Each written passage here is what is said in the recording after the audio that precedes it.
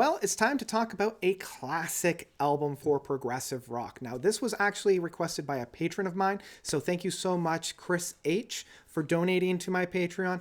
He's got a couple of other videos coming, and even a worst to best later on. I'm still working on that, and I know it's been a long time coming, but yeah, let's talk about a really strange album in the best kind of way.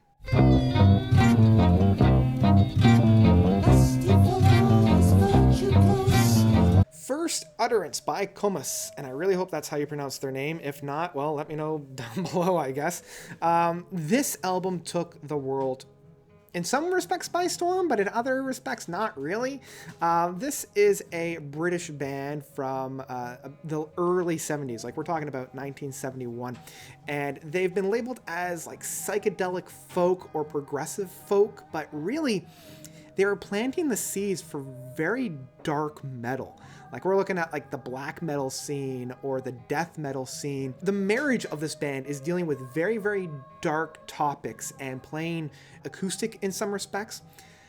And it just creates, at times, very, very beautiful and very serenic and very like light-hearted music, but at the same time with very dark overtones and very minor keystrokes and very like something's not quite right. And I mean, the subject matter that they're talking about half the time on this album, they're talking about torture, rape, death, murder, executions, mental illness. It's just like, wow. A lot of bands have taken that influence. The most notable one has been Opeth, like even the Storm Corrosion. Like listening to Opeth and Storm Corrosion after hearing this band, you're starting to realize where those influences and seeds were, especially within like a lot of the Steven Wilson projects, such as Grace for Drowning. Like those are definitely directly lifted off of a lot of the groundwork that Comus was putting out.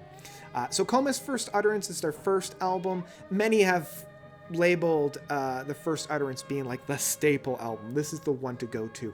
It starts off really, really intensely with Diana. Diana, actually, the first time I listened to this album in preparation for this, because full disclosure, I hadn't heard this album before Chris had asked me to review it.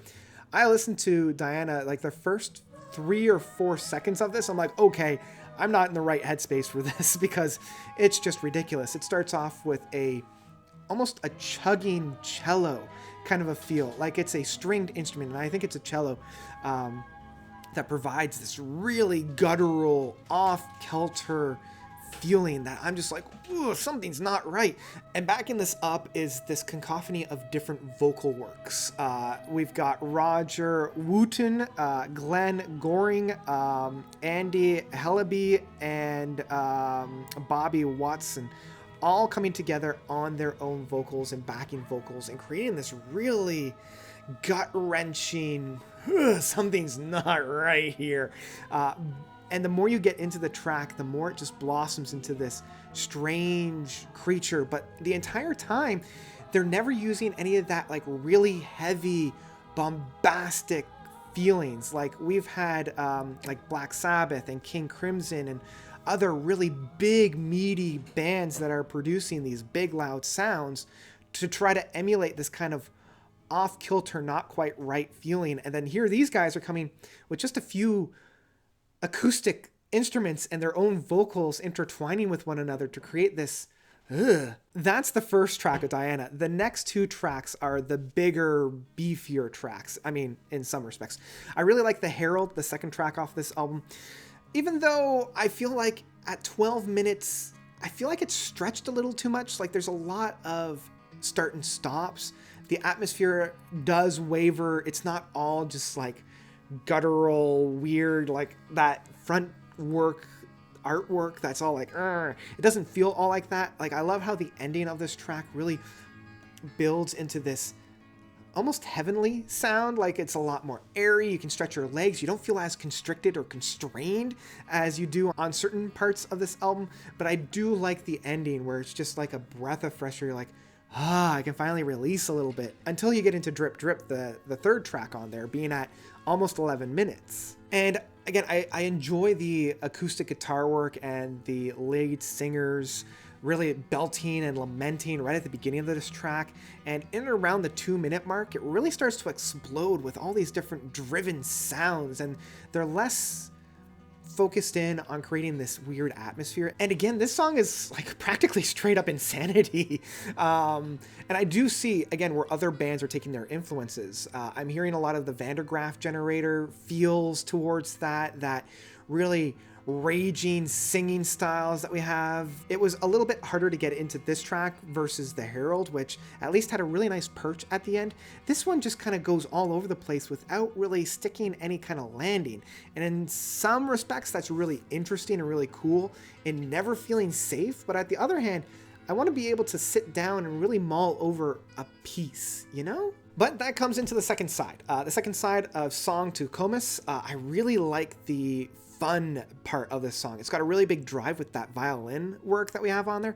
It reminds me of like a Acadian dance music where it's got that pump up, that really fun drive. You want to kind of get up and move around a little bit. And it might be like the closest song to being a straight up rock song as well, without needing all that big electrical soundscapes to pad the album. But if we thought Song to Comus was like a really big drive, I really like how The Bite and Bitten, the next two tracks, kind of play off one another, and they're practically the same length as Song to Comus. I love that drive that The Bite has. It feels, again, you're driven, you're up and at them kind of in a sense. And I love like the narration of the song as well. It's less padded in terms of like flowery language. It's basically telling a straight up story, and I really appreciate that. It's a little bit easier to get into it. The drive is infectious. It just really gets into you of how driven this track is, not only within the narration but also mirrored with the music itself. It's almost bouncy, which is weird because the song, like the lyrics, are quite dark. So I really like the juxtaposition between those two facets. And Bitten is the fallout of that. Like, it's kind of a purely instrumental mind screw. It's reminding me of like the second part of Moonchild, or something that we would have heard off of The Waiting Room from The Lamb Lies Down on Broadway, but that wouldn't happen for like another 4 years. So it's really taking those experimental, we're putting things together, we're seeing what happens and just seeing if anything will come about within it. And The Prisoner, the last track of The Prisoner, really ties the album all together, taking a lot of those different styles that we've had up until this point and really blending it together. We have near the midsection this really soothing, really almost intoxicating harmonizations between all the different singers and all the different musics that are going around it, while at the same time blending a lot of those really aggressively dark undertones and themes and styles. And that ending suite where it's going from stereo from one ear to the other and just like jarring your head. It's like the band is grabbing you and giving you a final shake before they're letting you go. So yeah, at the end of the day, First Utterance by Comus really took me by surprise. Like, oh boy, I wasn't quite sure at any point what to expect. I was always on my toes, and at certain parts, like, I love the whole thing overall, but oh boy, it really threw me for a loop. There really isn't anything like this, but there's a lot that had come from this, and I'm seeing where those other bands had taken inspiration from within this band. I really like the juxtaposition between the sometimes very happy-go-lucky, very bouncy atmosphere with the very dark and very almost evil lyrics. Yeah, this album is a beast. This album is surely a beast.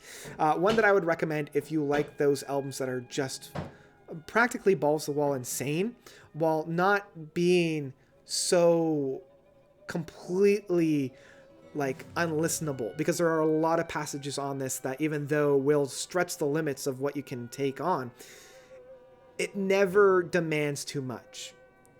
So yeah, I've been really digging this album. This one is a haunting album. And at the end of the day, my overall enjoyment is one that I would recommend picking this up in physical format. I do appreciate what this did in terms of the musical landscape and in the historical context of the album, but I probably won't be returning to this as much as other classical progressive rock albums are. So that's about it for me for Comus's First Utterance. What did you guys think? It is a classic and one that definitely deserves it to be. Did you love it? Did you hate it? Whatever you thought, let me know by commenting down below. Thank you guys so much for watching. If you want to be cool like Chris, who has requested this album for my Patreon, I've left my Patreon list down below. You too can make me review an album. I've left all that details on my Patreon website down below. Go and check it out. Thank you guys so much for watching. As always, you guys are definitely the best. And until next time, notes out.